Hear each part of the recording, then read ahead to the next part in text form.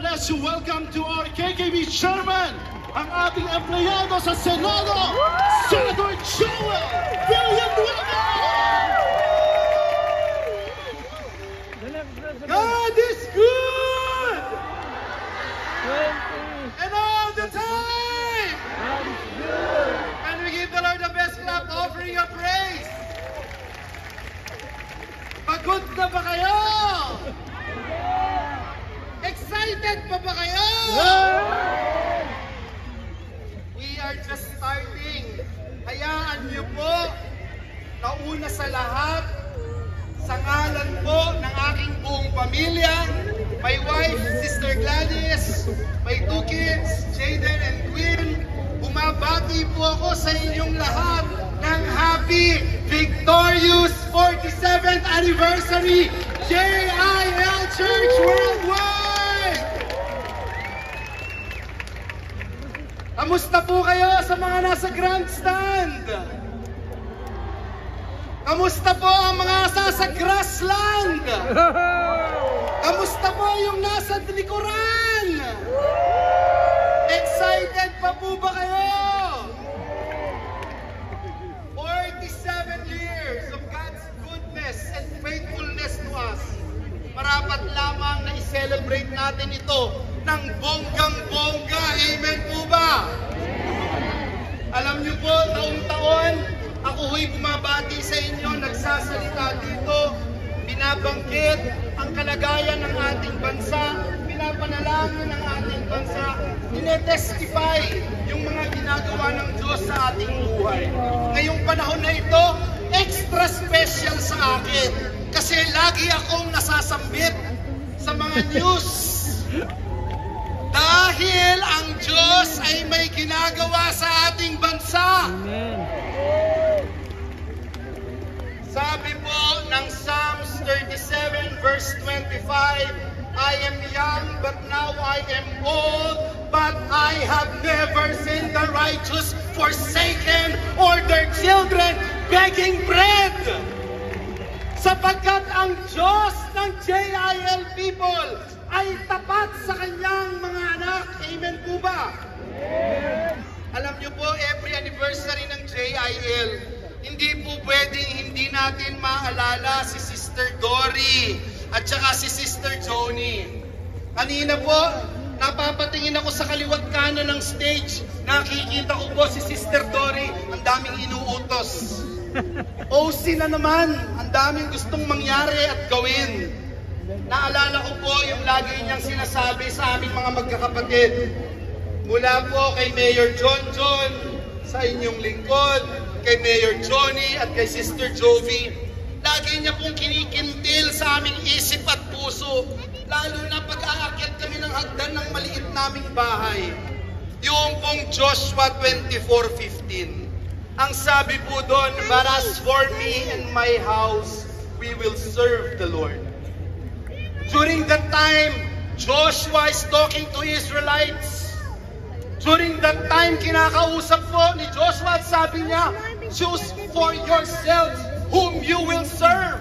Mamili po kayo. Sino ang inyong gustong paglingkuran? Sino? Ang inyong nanay at tatay?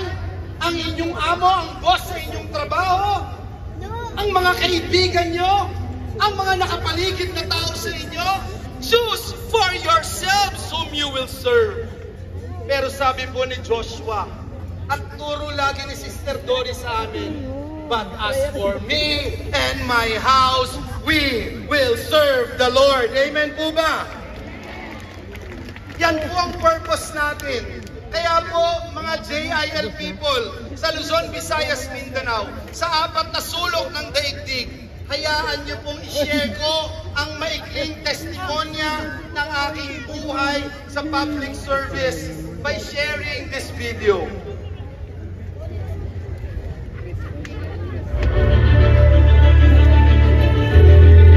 Ordinaryo na lamang sa Pangulo natin na gumawa ng mga midnight appointment. Itong PAGCOR is President Social Fund. You want to arrest them? You If that's the case, Mr. Speaker, then we must be our people's representatives, Mr. Speaker.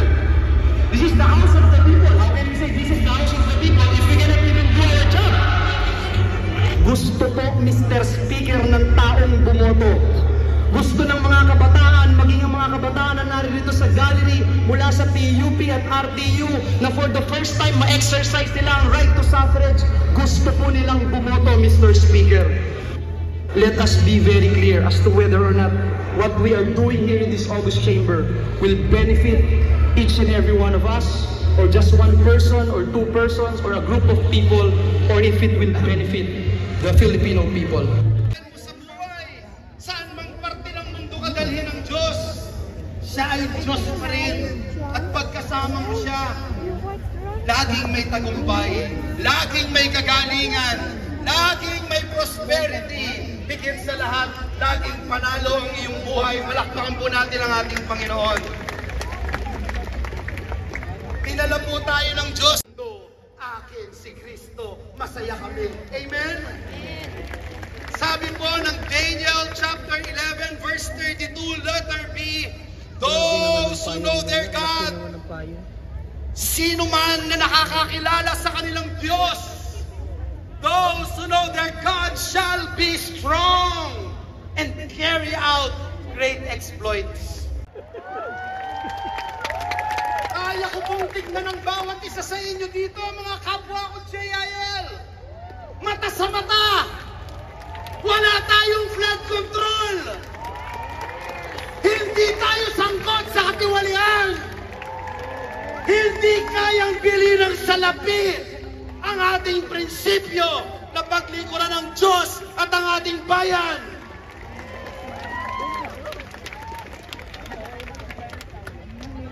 May resibo po tayo dyan. May resibo po tayo. Ngunit gusto kong sabihin dito sa kalagitnaan ng Luneta Grandstand, kaming mga JIL people, we sincerely believe that if God is with us, no one, nothing, and no circumstances here on earth can be against us. Amen? Come on, somebody shout hallelujah! Baka sabihin ng mga kalaban, wala tayong resibo. Pwede bang i-play natin yung isang video na ito? Baka sabihin nila wala tayong resibo. Let us play this video. Flood control projects. Flood control project. Flood control projects. Hindi tama palpak ang ating flood control program. Meron po tayong 183 billion na budget. Ang DPWH alone, dito sa Bulacan, about 1.7 billion. Pero halos lahat ng towns, lubog. Napangura na si Majority Leader Joel Villanueva. Took them 2 years bago magawa yung feasibility study. After na magawa yung feasibility study, ginawa ba? Hindi po. Ngayon ba ginagawa? Hindi din. Hindi na sila umaasa na may gagawin pa gobyerno. Lokal man, national man. It's the same thing over and over again. It's worse. Aabutin po ito ng 1.44 billion kada araw. Yan po ang ginagastos ng ating gobyerno para tugunan ang problema ng pagbaha. Kaya wala po tayong klarong solusyon o master plan, mananatili po itong anliba. I'm calling Malacanang also kung gaano tayo paseryoso dun sa pogo. Seryoso naman po tayo dito. Otherwise, ang galing na natin itong pondo na to because it's a waste of money. Ako na ho yung makikiusap personal muli sa ikatlong taon na ito na may mangyari na po sa ating mga ginagawa dito dahil hindi ho anli ang pasensya ng ating mga kabayan. I'd like to personally thank Senator Joel because the fact is, in 2023, when this was not yet a thing or hot, he was already calling this out. Senator Joel has been consistent in at least two things, Your Honor. And the first is he is advocating for genuine flood control projects in his province of Bulacan. Matagal na niyang binabanggit ito. Senator Joel, I attest to the fact na bagyo-bagyo na lang, hindi ko sasabihin taon-taon kasi kung ilang beses tayo daanan ng bagyo, ilang beses din siya tatayo at mag-e-express ng galit sa walang katapusan ng bagyo. Naalala ko lang kasi si Senator Joel, consistent yan doon sa flooding at ayaw niya ng flood control. Ilang taon ko nang naririnig yan na sinasabi niya na ayaw niya ng flood control. Galit na galit siya dahil ang Bulacan napabahan ng flood control. I know na si Brother Joel, 2016 pa lang, 2017, when I left the Senate to go to the DFA, speech na ng speech to tungkol sa flood control. Kasunod ang pagpapalit ng liderato ng Senado, pinalitan naman si Senador Joel Villanueva bilang Majority Leader. Meron po palang isang congressman, nakausap yung abogado, kailangan meron kayong matukoy na senador sapagkat mamumutnet kayo. Senator Joel Villanueva, ito ano lumabas sa GAA? Tsaka ito yung 2023. Pwede ko ba ibigay natin kay Bryce ngayon, Mr. Chairman? Hanapin niya po dito yung sinasabi niya dun sa House na nandito yung binabanggit niya na may flood control project si Joel Villanueva. So ano, hindi po siya sa Unprogrammed General Appropriation Act ng 2023, doon po nakasama yung listahan na project po ni Senator Joel. Alam mo, sabi ng boss mo, wala kayong alam. Noong October 2023, member siya ng Commission on Appointment. Patulad kay Joel Villanueva, peke yung resibo, ghost yung resibo. Tignan mo yung laman. Member daw siya ng CA, hindi siya member ng CA doon.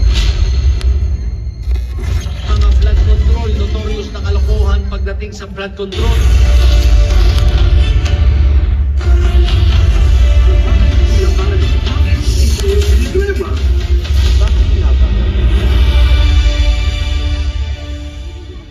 Tanong ko po, mga kapwa ko JIL people, meron po bang nasaktan sa mga ginawa natin? Meron po bang nasagasaan ng mga sindikato sa mga pinaggagawa natin? No one can duel with the truth. And John chapter 8 verse 32 ang sabi doon, the truth shall set us all free. Hindi po ba ito set up, mga magulang at kapatid? Sa mga kinaaway at nilabanan natin sa mga nakaraang panahon, lalo na sa sindikato ng flood control, meron kayang nagagalit at pilit ginugulo ang storya, ang totoong pangyayari para siguruhin na i-set up si Joel Villanueva. Meron po bang umaaray na sindikato na gustong guluhin at sabihin na wag ilapit sa atin ang issue na ito? Dalhin natin kay Joel Villanueva. I-set up natin siya. Imagine mo, ikaw ang unang bumanat, ikaw ang unang nag-expose ng kalokohan, tapos ngayon ikaw ang tinuturo na ikaw na daw ang mastermind? Absurd. Sa Bulacan, tubong lalawigan na ating mahal na mahal. Mula pa noong 2023, iniisa-isa natin yung mga flood control projects na puro palpak. Tapos, sasabihin, aba, easy target dyan si Joel. Si Joel Villanueva ang ituro natin. Hindi po ba set up ito? Hindi rin po ba set up na sabihin, basta Bulacan kay Joel yan? Wala nang ibang kongresista, wala nang ibang senador, wala nang ibang LGU official. Kay Joel yan, kaaway natin yan, i-set up natin. Tanggalin natin sa pagiging majority leader ng Senado si Joel Villanueva. Bakit? Mahirap na part siya ng leadership, aawayin natin. Tanggalin natin. Hindi po ba set up din ito? Alam niyo po, hanggang ngayon, walang makita na flood control project si Joel Villanueva. Kahit na anong imbento, wala pa rin maituro ang kaaway. Yung binabanggit kanina ni Minority Leader Alan Cayetano, paulit-ulit sabi miyembro ng Commission on Appointment si Joel Villanueva. Eh hindi naman pala, hindi pala ako member ng CA noon. na pinaparatang nila. Pabago-bago na po ang istorya. Pabago-bago na ang aligasyon. Mahigit 100 na ang istorya. Iba-iba po. Ilang beses sa mga pagdinig sa Kamara, sa Senado, ang sabi po sa General Appropriations Act yan, sa GAA yan. Pero nung huli sabi ay wala pala sa GAA. Nasa unprogrammed funds pala. Ibang-iba po yun. Mga kapatid ko sa Panginoon, ibang-iba. Ang unprogrammed hindi po dumadaan sa scrutiny ng Kamara, sa scrutiny ng Senado. Iba po yun. Ibang item po yun. Aba, nagulat po ang lahat. Nasa unprogrammed pala. Eh, ang unprogrammed, Malacanang ang nagdi-decide yan.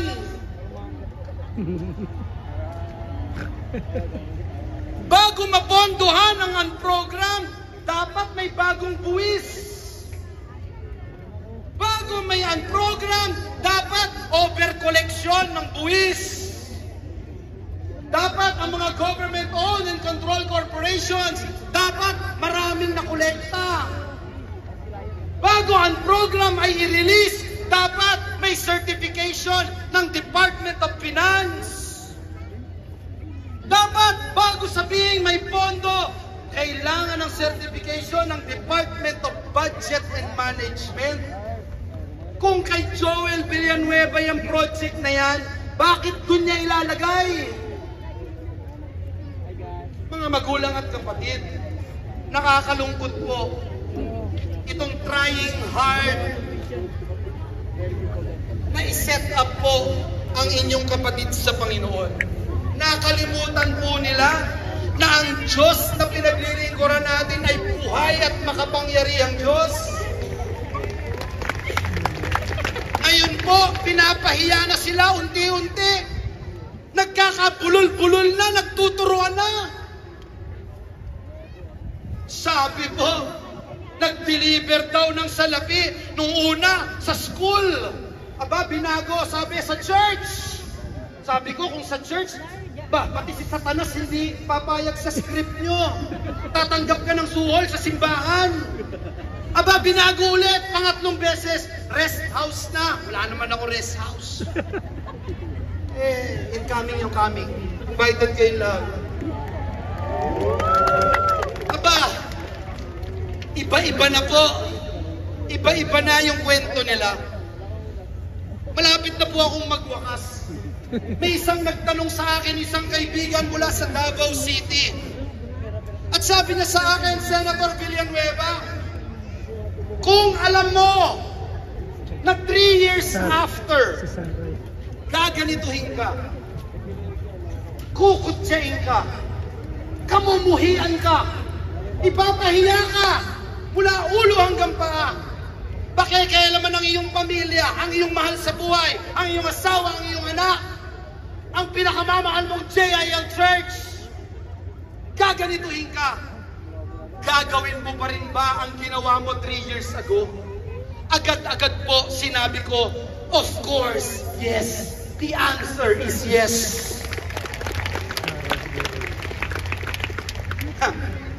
Ang mga JIL, alam nila kung ano yung calling nila. Tayong mga JIL, alam natin kung paano natin pinapahalagaan ang pagtawag at pagpili ng Diyos sa atin. Hindi tayo pwedeng matinag. Hindi tayo pwedeng masindak ng kaaway. Kapag cause of God's kingdom na ang nakapalit. Our purpose is to transform this nation. Tanong po, tunay bang magbabago, matatransform ang bansang Pilipinas kung nakaupo lang po tayo? Kung binabato lang tayo ng papel, binabato lang tayo ng papel, pinipitik-pitik lang tayo, matatransform ba ang Pilipinas? Baka kailangan may death threat ka rin. Baka kailangan ipinapahiya ka rin. May mga nagsasabi ng mga ridiculous manufactured stories. para nang sa ganoon, mapukaw ang iyong apoy sa iyong puso na tunay na sumunod sa Diyos. Dinggin ang kanyang pagkakatawag sa iyo upang magbago ang minamahal nating bansang Pilipinas.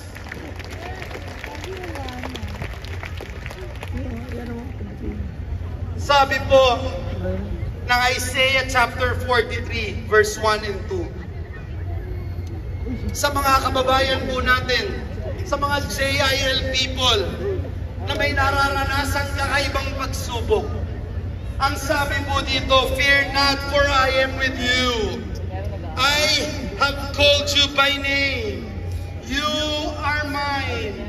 And when you pass through the waters, I will be with you. And through the waters, I will be with you. And through the rivers, they shall not overwhelm you. When you walk through the fire, you shall not be burned, and the flame shall not consume you." Amen? Palakpakan nga po natin ang Panginoon. Oh, hallelujah! Laging paalala ni Brother Eddie sa aming magkakapatid, yung Isaiah 54 verse 17. Ang sabi po doon, no weapon formed against you will prosper. Wala pong sandata, wala pong salita, walang post, walang article, walang news item ang magtatagumpay sa iyo sapagkat pinuprotektahan ka ng Diyos. Sapagkat kakampi mo ang Diyos, lagi mong kakampi ang Diyos, laging may panalo ang Diyos sa iyong buhay. Amen? Nais kong magwakas by saying, at naalala ko lang yung sabi ni Senator Cayetano sa akin. Sabihin ko daw po sa inyo, para lang akong si FPJ, nagpapabugbog muna. Sa susunod, malapit na, ako na bubugbog sa kanila.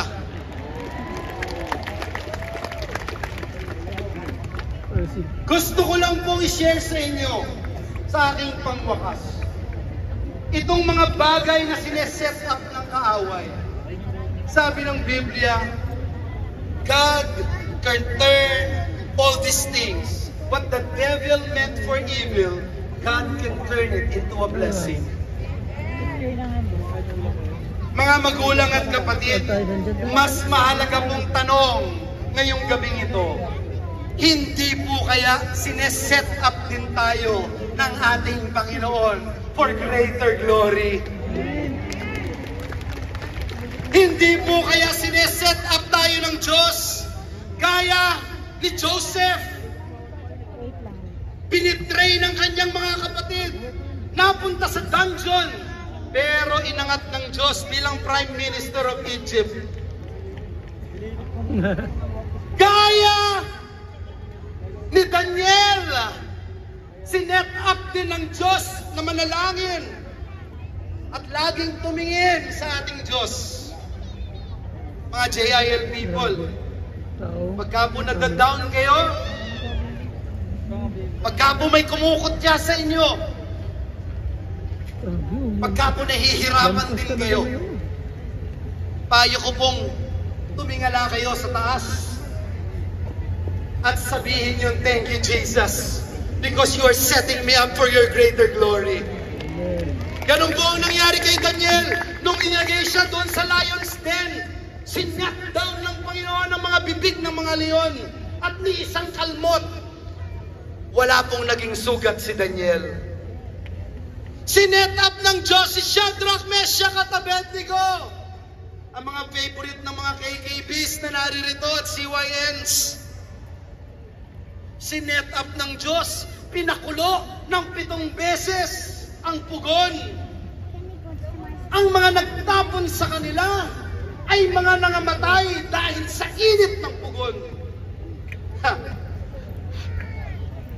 Pero si Shadrach, si Meshach at Abednego, nag-praise and worship sa loob kasama ang ating Panginoon. Nagbunyi, nagbigay ng kaluwalhatian sa Diyos. Oh, amazing! Sabi ng ating tema ngayong taon na ito, God will make us His witnesses when the Holy Spirit comes. When He comes before us, when we get filled by the awesome power of the Holy Ghost, we will become God's witnesses. Are you ready for breakthroughs? We may not know it, but God is setting us up for something amazing. He is setting us up for greatness. He is setting us up